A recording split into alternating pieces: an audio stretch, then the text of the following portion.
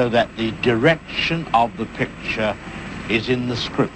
Everything is in the script. So we're actually going to jump into that, and we'd kind of love to hear about your scripts that won. So if you could kind of tell us a little bit about what it is, give us the pitch of your story. And Mike, we can start with you. Okay, so The New Janissary is actually my only full-length stage play, which is wild. It's just like I mostly write features. Like I mostly write features and TV pilot. I've got like 14 features and 8 TV pilots that I just like have on my website, and that's like what I'm doing. But I wrote one stage play because my root is in theater. Like I was a theater kid, and that's like I come from that sort of world. So I only have one full-length stage play, and The New Janissary is a comedy about the fall of the Ottoman Empire. It's set in 1912, and it's about a young soldier who comes home to his hometown in the Balkan mountains after working for the Sultan for so long. And he realizes that like the empire around him while he lived in the palace, the empire has crumbled. And like his family and friends tell him like, hey, this all sucks now and this empire is going to fall apart. And so it's about like kind of the blinders that we put on ourselves when we put ourselves in certain situations, like when we live or work in certain places, we forget about everything around us. So it's kind of about those blind spots. And at the same time, I wrote it aware of the fall of the American empire. As we watch what we've built gradually fall, what's it like to live in a society that collapses in real time? And so that's what they deal with. And it's silly and it's goofy and it's about the complex relationship between the individual and the state. But at the same time, there's a puppet show and it's about the accidental invention of Cool Ranch Doritos.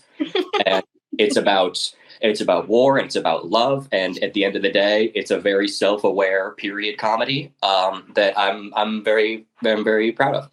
Yeah, I have so many comments because I love this story. First, I have a background in theater. I studied musical theater in New York. Theater has always been my passion. And then over the last 10 years, I've kind of gradually gone into film and TV. So I've been reading so many film and TV scripts. So I can't tell you how it felt when I opened your script because it has a different structure. First, the first page of the characters, and I opened, I was like, oh my God, a stage script. I haven't seen this in such a long time. I haven't. I think the last time I wrote a 2-act play, I was like 16 years old. So I'm so curious how, where in the process do you decide this is going to be for the stage or this is going to be for the film? You wrote so many screenplays. What kind of made you think like, oh, this one's going to be? That's a great question. And I think a lot of that is the aim toward versatility. Like obviously with the advent of streaming, we see that TV and film play more together than ever. Like TV is more cinematic than it's ever been. It's easiest, like if you turn on a show on HBO, it's easy to spend 10 minutes thinking it's a movie. Yeah. And so some of that's a move toward versatility because I felt as though having spent so much time in theater that it was odd for me to only have work for screen. And at that point, it's a matter of what story can be told that doesn't involve a camera, because that's its own sort of beast, is to think about like, okay, how many settings does this have? Would this be a wildly expensive play or would this be a marginally expensive movie? And so at a certain point, it's like, okay, how much action, how much pyro is there? Like, is this, are there stunts? Like how much of this could be done on stage? And if it could be, then I feel like it should be. But most of the ideas that I have and most of the scripts that I write wouldn't play that way because of the number of locations or the number of characters. The fact that like The New Janissary, if you wanted to, you could produce it with 11 people. You just have to double cast a couple of them. But it's one of the few things that I've ever written that takes place that way. Wow. Yeah. So it's a fun kind of balance between knowing what can be for stage and what can be for screen. But most of the time I decide that it's not for stage. This is one of the few ones that I thought was able to work.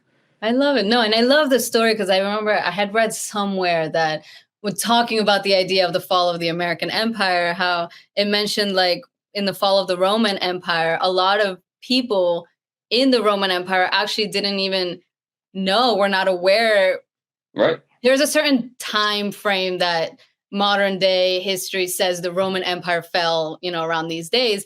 But they say a lot of those people actually didn't know the Roman Empire had fallen until tens, if not hundreds of years after. So how do we know, so I remember, and then that always stuck with me. So when I read, your story, I was like, oh my God, I love, that having that conversation in such a funny way. And pardon my ignorance when it starts, and it's like, when I think of the Ottoman Empire, I think like, woo, so long ago. So I love how it's like, it starts in 1912, and I'm not joking. Like, pardon my ignorance, I had to look it up. I was like, wait, when did the Ottoman Empire fall? And I saw 1922, in case nobody else knew that. I found that out when I read the script. So I love how you find these ways to throw in modern takes, about like, you find ways to talk about like social media in like the 1912 in such a like clever and funny way. So I think it's a really cool concept. It's a really, really cool idea. And I really hope, maybe when I'm in New York or maybe here in LA, I get to see it on stage. Well, that's so funny. Thank you very much. I appreciate it. Of course. Jamie, so let's talk about your feature script, The Clean Slate. So tell us a little bit about this story. The Clean Slate started as a short that I wanted to produce. So it was way lower budget than initially the feature became. And then as I was writing, I was like, I do not have the finances to produce something like this. And so I started adding some characters, and then I was like, I might as well just make it a feature. So I fleshed it out.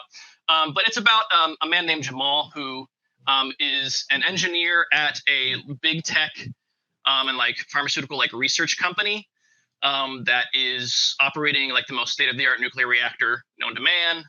And basically, early on, it alludes to he has some marriage problems. He's divorced and that sort of stuff. And it's clear that like he's kind of put this job before everything else in his career.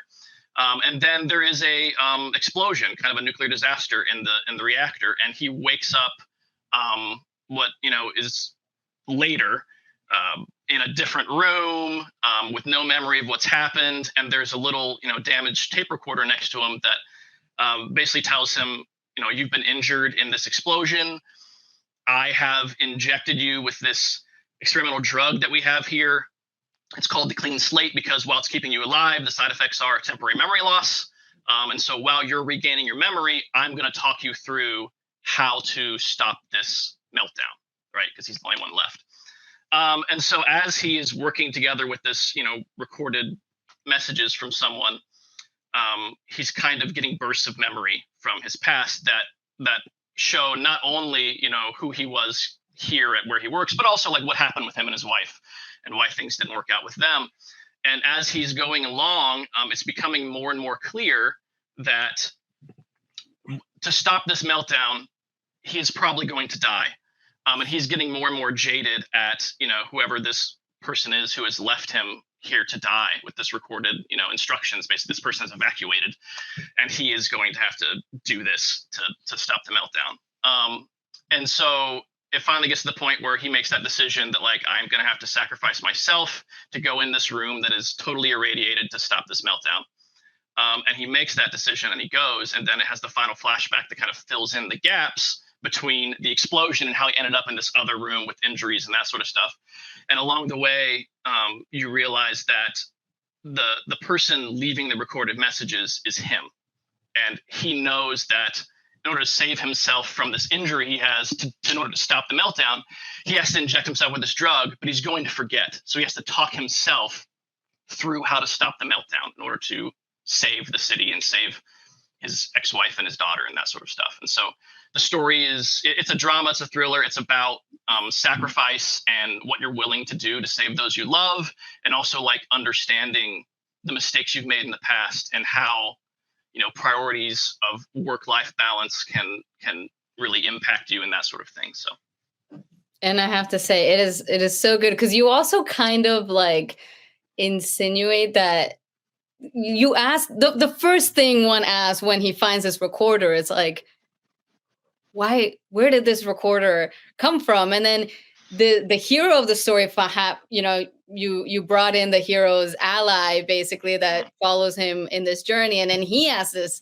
question of like, somebody literally just came in, left you this recording and escaped and left you to basically die. And you kind of insinuate that the guy that left the recorder, I mean, this whole time I thought it was the boss who, he had the issue with. So one of the boss. It was the boss. one of the plot points is like it alludes to that his ex-wife is now dating and engaged to his boss, right? And they already don't get along, and so that doesn't help. And then you try and it's the typical like twist ending thing where you try and point people's attention to something else. And so literally when he alludes to like, do you know who left this recording? And he says, I think I do. And then it's a And then it cuts slam cut to Yeah. that guy in a different right. And so it's literally telling people it's him, but it's not him. And then later, So. Yeah, no, and then they had a fight at the beginning with the boss. So I'm like, oh, it's totally the boss. So that final flashback when you realize like it's him, I was like, it was him the whole time. Yeah. Oh my God. Like it's really, really, really good. And I love that you talked about like there's such a big moral teaching, kind of in because the guy is all, all sorts of messed up. And this entire journey also feels like a journey of self-redemption, so kind of where did that inspiration come from to give this character, that journey to kind of redeem himself, but still kind of in like such a, you're kind of rooting for him this whole time. I was like, wait, maybe he's going to make it. And it's like, oh my God, Jesus, he died. Like, yeah, the original, I guess, premise, I love the idea of a twist ending. The Sixth Sense is my favorite movie. I make my intro to film class watch it every year. It's my favorite time of the year. And what I love about the twist ending is that when it hits, like it's just that feeling of like when I'm reading a screenplay as twist ending, I'm always like, oh gee, like holy cow! Like now I have to go back and see all these things. And so that was the original idea of the short was I want to have a guy who's leaving a recording for his future self, right? Like and he forgets. And then I had this idea of like, in the short, him alluding to relationship problems with his wife, but you never get to see that. And so when I made it into a feature, I was like, well, this is an awesome opportunity. As his memory comes back, I'm just going to fill in the gaps with flashbacks. And so he's remembering what cost him his marriage. And it was the amount of effort he put into his career above all else, right? And nothing else matters but getting to the highest peak of his career. And so his redemption story, it really is like it's the idea that he is relearning all over again his mistakes and how he can make those right. And so because in order to leave the recording, to sacrifice himself, he's already decided that I have to sacrifice myself to stop this and save my family who is no longer with me, right? And then he knows he's going to forget, so he's made a decision for his future self to also make the sacrifice. And so through the flashbacks, then he realized it again. And so it's that kind of double journey that he takes. Yeah, well, that's interesting that you say it because when I read it, I was like, God, this is a big budget kind of movie because you have explosions and like a nuclear facility, and I was like, God, and I even thought I was like, damn, even if you wanted to make this into a short film, how do you turn this into a short? So I think it's really cool that you actually started it as a short film and turned it into a feature. And now I can see with the flashbacks how it would have been a short film. So it's a super, super, super cool story. And I hope you pitch it to people with a lot of money so you can blow up some nuclear reactors and do everything that's on that script because it's a really cool story. And I personally loved it. So thank you. Congratulations, Jamie. Jana, let's talk about Postage Due, completely different romantic comedy. Absolutely loved it. Tell us a little bit about that story. Well, so I took the completely different approach, and it was like, what can I tell the full arc of a romantic comedy in one setting in how few pages can I do that in? And so another 40-something female character, and Nancy works at home and she doesn't have any way to really, she hasn't met anybody. And the postman comes to the door and she has he has a letter for her from her mother. And but he doesn't have enough postage on it. And this actually happened to me. One of my friends sent me a birthday card, and it was the mailman came to the door and said, postage due, and like cracked up. It was like 7 cents or whatever. And I'm like, oh, that's so interesting because like who has change, and I didn't, but my boyfriend did. So, I got the card. But anyway, so that got me thinking. It's like, so Nancy didn't have the money, the 17 cents. And so it becomes Stuart showing up at the door multiple times. And just like I said, follows the arc of the romantic comedy. At one point, she's like ready for him, and she's got the change, and that's the joke for her, is like she has a hard time with change, and so she's pretty self-deprecating, and anyway, she finally has it, and it's like a substitute mailman, and Stuart's out of town. So finally they it all works out. Well, her mom dies, and he comes with the envelope, he comes with the card, and she starts crying. He's like, "Oh my God, what's wrong?" And she's like, "My mom died," and so he steps over the threshold and holds her and stuff, and that's when she's like, "Oh, this is really sad, but Stuart's kind of hot." So anyway, so that, and these two characters, I've written another longer, but I'm in another film about Nancy and Stuart, and that's the one that was and that's called Past Due. And that one just got purchased and is getting produced by Mad Wife Productions. So I think that I'm interested in, I think because I work with students and low budget things, like what can I do, like how can I tell a great story with the least amount of money, the least amount of characters, and like the least amount of settings, so it becomes like, I like the constraints, and what can I do within those constraints. Well, that actually reminded me when I read it, because it had, just that one setting, the two characters, I also thought, and then after seeing Mike's stage play, I was also like, oh, this would be such a good stage story as well, because it just takes place in one setting. So I thought it was, and then how much you were able to convey with not only that, but very few dialogue. Like, it's just very like, hey, but clearly the actors would be able to like show that there is so much more. And then seeing the difference with this other mailman that you brought in. Now she's like, hey, but then there's not the same, response. It's just very dry, clean cut, postage due kind of thing. So it's just like, there is so much subtext in the little bit of, text that is in there, that I think it's, a lot of times we try to like fluff and add all these things. And I feel like you really showed, you don't need, sometimes you can just strip everything down, all of the fat, and at its core, you can still tell a really beautiful and compelling story. And I feel like that's what you did. So I think that was really, really amazing. Is The Past Due a short film, or is it a feature? It is. It's about 20 pages. Okay. And she's in that, Nancy's a realtor, and she's selling Stuart's house, but she's never met Stuart, and she's trying to seduce the buyers because she's desperate. She needs to sell the house because her mom has dementia, and they're going to lose their house because her mom compulsively buys collector dolls. And so she's kind of trying to seduce the men that come to look at Stuart's house. And then Stuart shows up, and she doesn't know it's Stuart because he's been in England. And she tries to seduce him too. And he's like, "What are you doing?" So yes, I always tell my students, it's like, people don't say what they mean. Yeah. And so they shouldn't in scripts either, and that always confuses them, I just try to hammer that in. And so, and the dialogue, I love writing dialogue, but it's, it's not always the most important part of the moving image. So. I love it. Amazing. Well, thank you, Jana.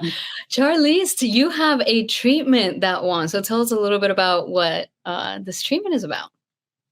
Sure. So Ethics Bureau is a treatment for a TV drama, medical drama.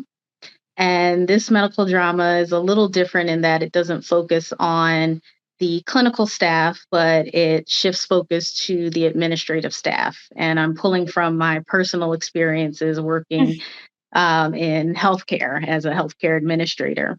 And so this particular TV drama, it follows a character in her mid 40s named Dr. Anais Barringer.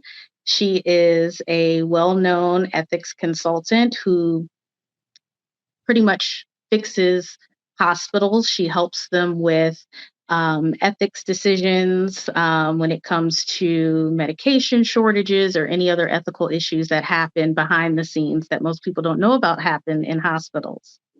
And so she is recruited to this illustrious, well-known hospital that is known nationally. It has the highest of reputation.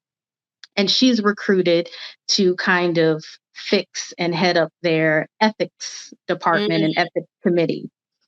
And it's a little out of the blue for her because she has to return to her hometown, which she left many years ago, due to heartbreak and also due to her relationship with her father. So she's returning back to her home and is now going to have to deal with all of those demons while she's also taking on this new role that she's kind of dreamed for.